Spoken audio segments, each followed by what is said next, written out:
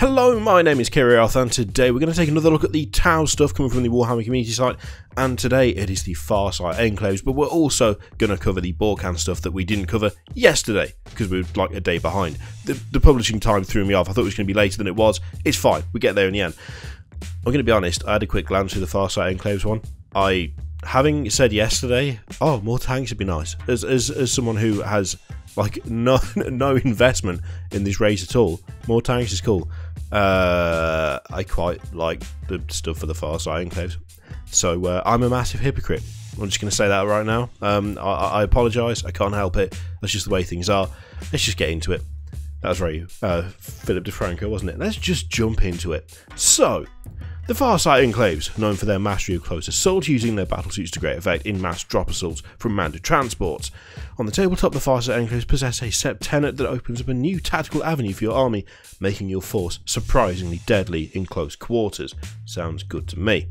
Farsight Enclaves' devastating counter-strike. Commander Oshava's mastery of Montcar has bled into the martial culture of the Farsight Enclaves. Its warriors are experts in the deadly art of engaging the enemy in close confines. Reroll wound rolls of 1 for models with this tenet for shooting attacks against enemy units that are within 6 inches of the firing model. Reroll wound rolls of 1 for models with this tenet for shooting attacks against enemy units that are within 6 inches of the firing model. I went a little bit train announcer there with repeating it, but first thing, right, is that I quite like it because it feels very Farsight. I will say that to me screams of like, not last resort tenet or trait or whatever, but I would not personally go around building a force around the idea that, you know, within 6 inches people are going to get a nasty surprise. That's not the way. I don't think that's the way to use that at all. I don't think it's bad, and I think it very much reinforces the whole not close combat, but close quarters aspect of Farsight. But it's almost like I don't know how to put it. It feels like a trap in a way. I know that's ridiculous, and no one's going to look at that and be like, oh yeah, I'll just get my tower within 6 inches. That sounds great. But I don't know. It's decent. I like it.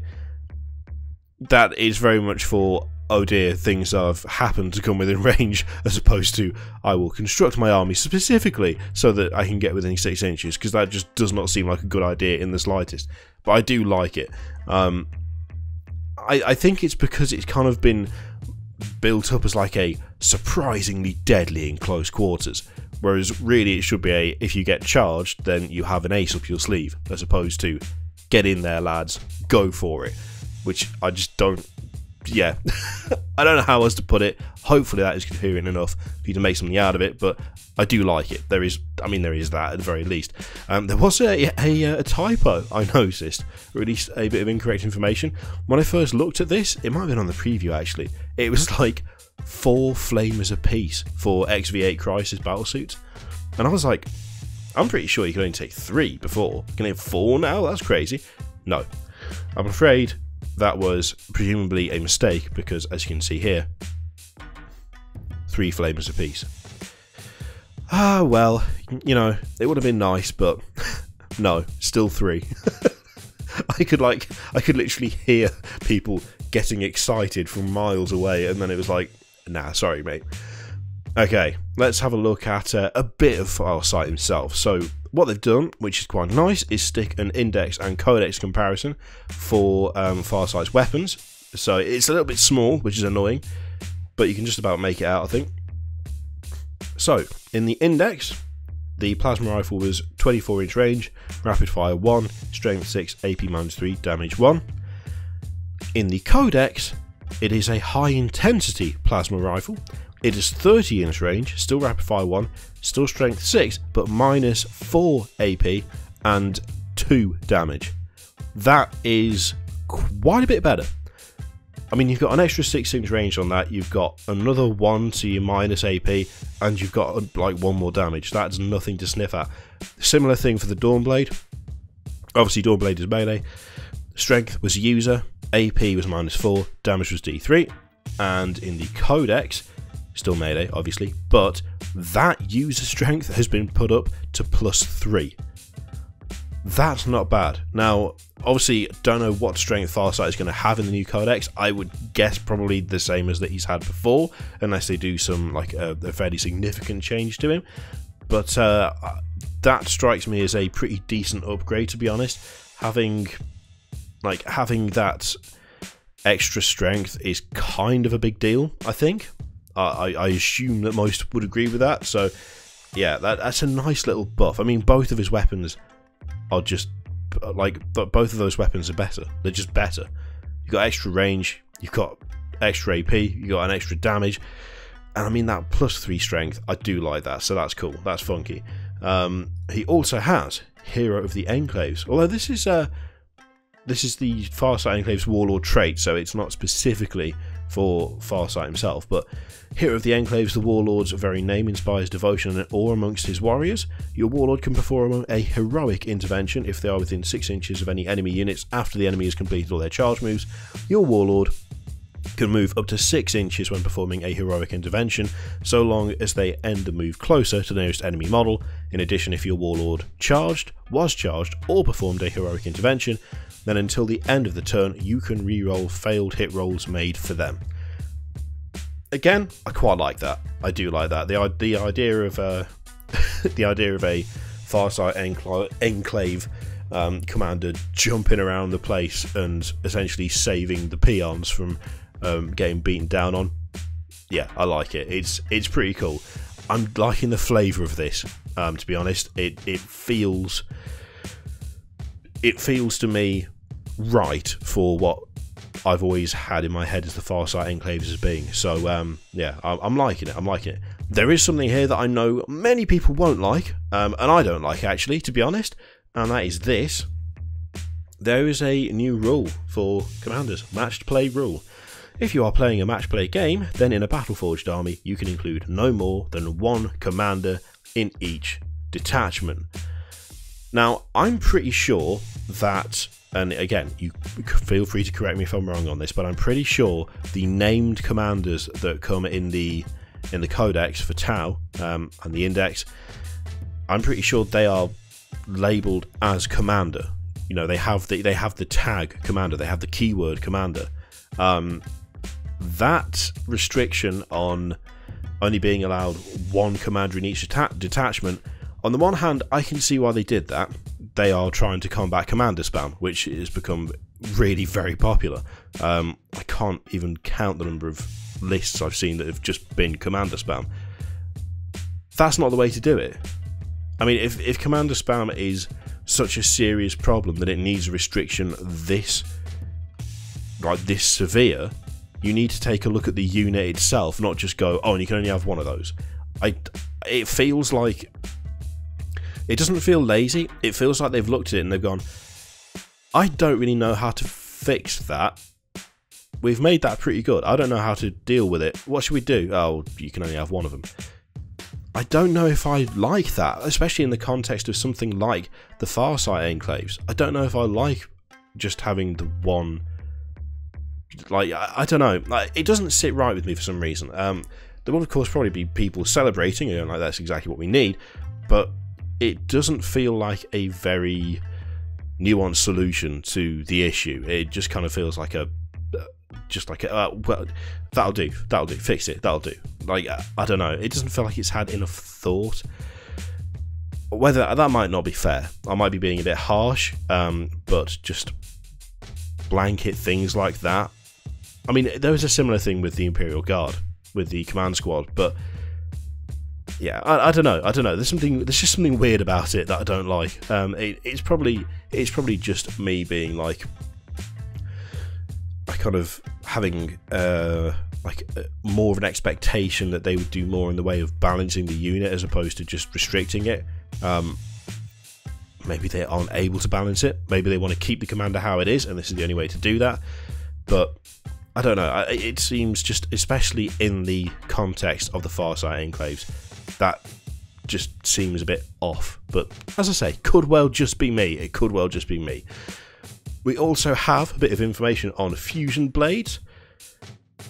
which I love these. This deadly innovation was first created by the third Commander Brightsword and refined over the following decades by the Earthcast division of the Farsight Enclaves. Fusion blades resemble modified versions of the familiar Tau fusion blaster. However, when the firing impulse is activated, each weapon unleashes a continuous beam of volatile energy that extends from the muzzle of the weapon like a shining sword of pure light. Fusion blades are intensely powerful but drain a battlesuit's energy reserves at a prodigious pace, and so must be utilised sparingly. Farsight Enclaves model with at least 2 fusion blasters only. The fusion blades replace 2 of the models fusion blasters and have the following profile. So they are now ranged 18-inch, assault 2, strength 8, AP -4, d6 damage, and melee is obviously melee, strength 8, -4 AP and d6 damage. I do like the additions to it though, with the abilities for range. If the target was within half the weapon's range, roll 2 dice when inflicting damage and discard the lowest result. I like that. And abilities melee is each time the bearer fights, it can make 2 and only 2 attacks with this weapon. I do like the range thing for that. That could be something that's already in place, but as I say, I'm not a massive Tau person. That's the first time I'm seeing it, and I like it. There's also the Onager Gauntlet. Onager Gauntlets were developed during the Damocles Crusade to counter the massed heavy armor spearheads of the Imperium. Armed with such a weapon, a warrior could punch straight through the thick armor of a tank. Though the technology proved successful, the casualty rate amongst bearers was extremely high, and of the original 12 prototypes, only 1 remains. Battlesuit Commander only, obviously. Can't have a fire warrior like running around with that would be ridiculous. Onager Gauntlet, range, melee type melee, strength 10, AP -4, d6 damage. Each time the bearer fights, it can make 1 and only 1 attack with this weapon, unsurprisingly. I like that, and I do like the fluff of that. It's just like, I mean, the Tau just don't have the same casual, callous disregard for their troops. They just don't have it. The Imperium would be like, oh, make more of these. Loads of them. Give us loads of those things. That'd be great. You know, it doesn't matter if everyone who picks one up and hits something with it dies. We'll just replace them with someone else. Awesome. I quite like the fact that it's like, this was good. It was not that good. And finally, we have a stratagem. A 1 command point stratagem, command and control node, which is a Tau Empire stratagem, so this is for just all of them. The commander's AI network transition system generates firing arcs and enhanced strike patterns, feeding this raw data to nearby battlesuit teams. Loving the tech speak there, absolutely meaningless, fantastic. Use this stratagem at the start of your shooting phase, pick a Sept commander from your army. That commander may not shoot this phase, but 1 Sept battlesuit unit from your army that is within 6 inches of that commander may re-roll failed wound rolls this phase. So that it's a re-roll for failed wound rolls within 6 inches, and that, what is it that first showed up from? Not first showed up, but I don't know why, but I always seem to, I think it's one of the, is it the lieutenant or is it the captain for the Primaris that does something similar? Either way, that's the thing I always go back to, and I can't remember why. I think it's because I always get confused as to which one does it, or is it the ancient? Look, they all do similar things, it gets very confusing. But yeah, that's, I mean, for 1 command point, that's not bad. I would kind of hope to see a static effect of that, although, mind you, it is re-roll failed wound rolls, not like wound rolls of 1, so a static effect of it would be a bit too much thinking about it. But yeah, 1 command point, I don't think that's bad. I don't think that's bad at all. It is limited to battlesuit, but it's just any failed wound rolls, so yeah, I don't think that's too shoddy. I quite like that stuff. I quite like the Farsight stuff. As I say, the only thing I'm not liking is the matched play rule commanders thing, where it's like 1 per detachment, just because for some reason, and I don't know where I'm getting it from, I'm probably just projecting something onto it, it just doesn't feel thought out, I guess. It feels like a kind of, I guess, just a lazy solution to the problem, but I don't know whether that's even fair. I don't know whether I'm just being negative for no reason on that one, so I'd be interested to hear what you think of that, actually, because yeah, I might just be kind of like, everything else is good and I don't like this, therefore it's awful. I don't think so, but it's, you know, it's possible. Okay, let's shift over to the Bork'an Sept, which we missed yesterday. Well, we didn't miss, I just didn't have time to record it, so we'll do it now. So let's go straight on to their Tenet. From Bork'an Sep's I forgot the top bit. Bork'an Sept, superior craftsmanship. From Bork'an Sep's renowned applied science divisions come the most advanced and ingenious weapon prototypes, field tested by elite contingents of Firecast soldiers. Models with this tenet may add 6 inches to the maximum range of any rapid fire and heavy weapons they are armed with. I already like that because I just like that as a thing. We've seen that multiple times before, and I've always liked it just because it just seems pretty good, if I'm honest. Adding to the maximum range just is never a bad thing, I don't think, ever. Okay, so let's get straight on to the Riptide battlesuits, because this makes me laugh. Because having said yesterday again about all the like, I see too many Riptide battlesuits. Might be seeing a few more of them, because this, in conjunction with some of the leaks, it would appear that Riptides are getting a point reduction, and so are some of the weapons for them. I can't remember off the top of my head. I'll find the thing and put it in the description. But on top of that, we have a similar thing where they have very handily done the comparison between the index and the codex. So we will start, well, we'll just work down. So, heavy burst cannon, range 36 inches, heavy 8, strength 6, AP -1, damage 1 in the index. And then in the codex, heavy burst cannon, 36 inches, heavy 12, 6 strength, AP -1, damage 2. So that's already better. I mean, that's an extra 4 shots. That's nothing to sniff at, and it's 2 damage, not 1. That's a nice, tasty little upgrade.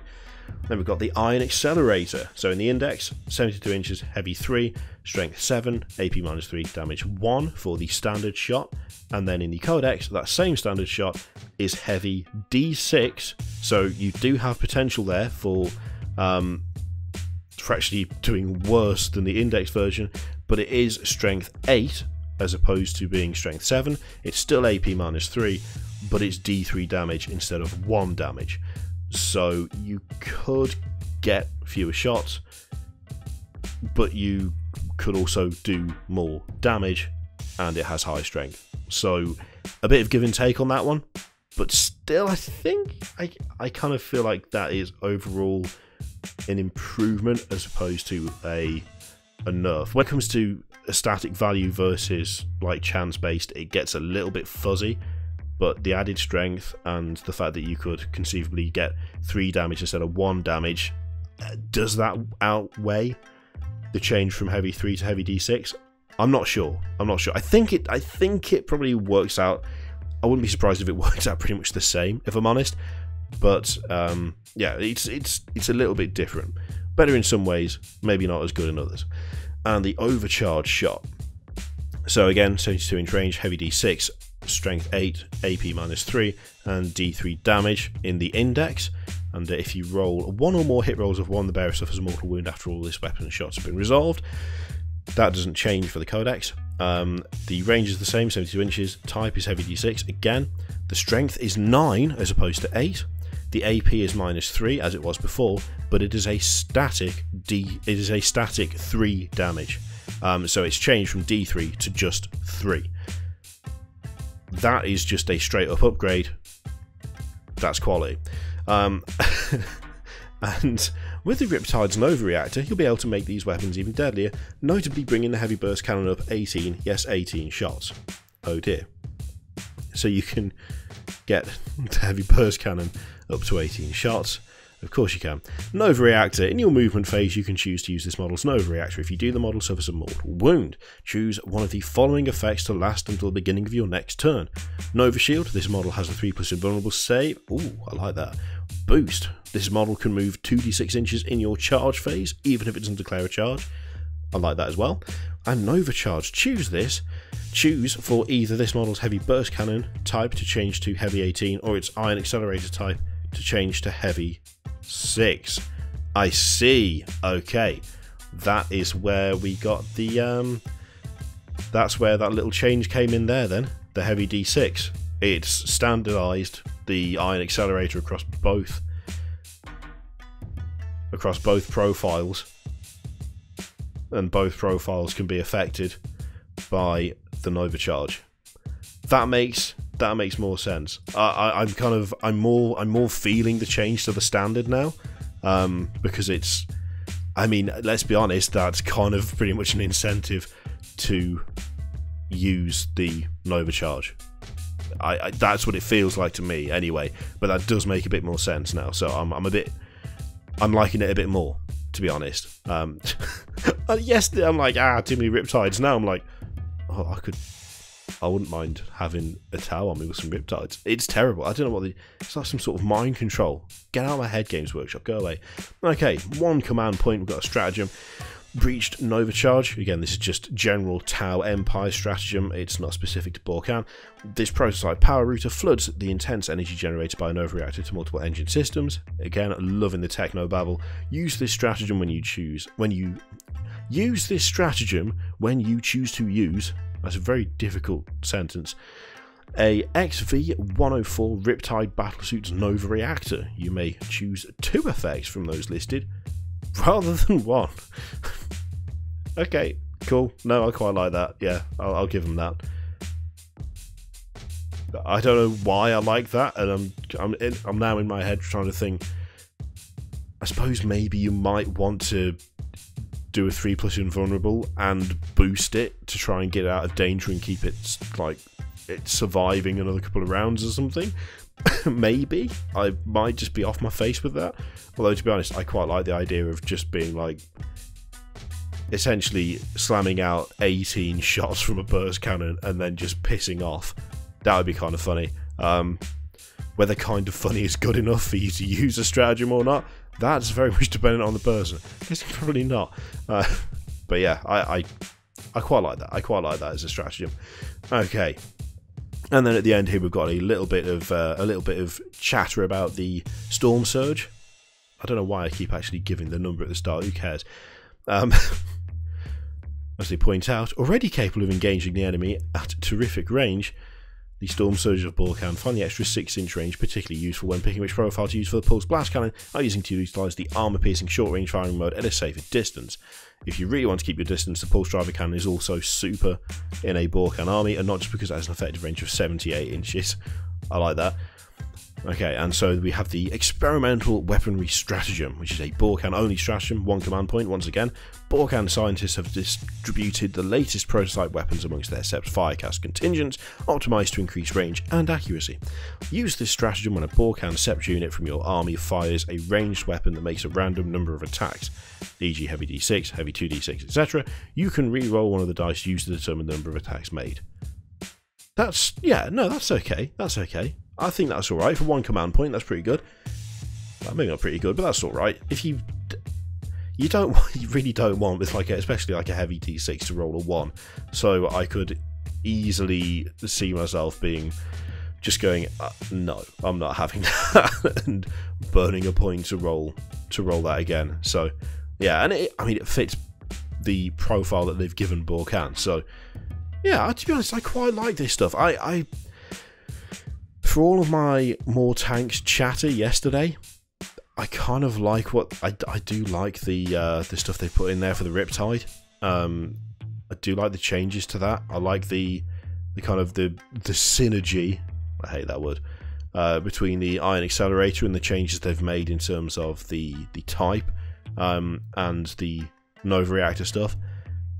I can see why they've done that now, and I have to say I kind of like it a bit. So yeah, I think I'm feeling it. I think they're doing a decent job representing the different Septs for the Tau, and so far I'm yet to really see anything that I actively dislike apart from the limitation on commanders, which again I can't really fully tell you why I don't like it, only that it just doesn't sit right with me.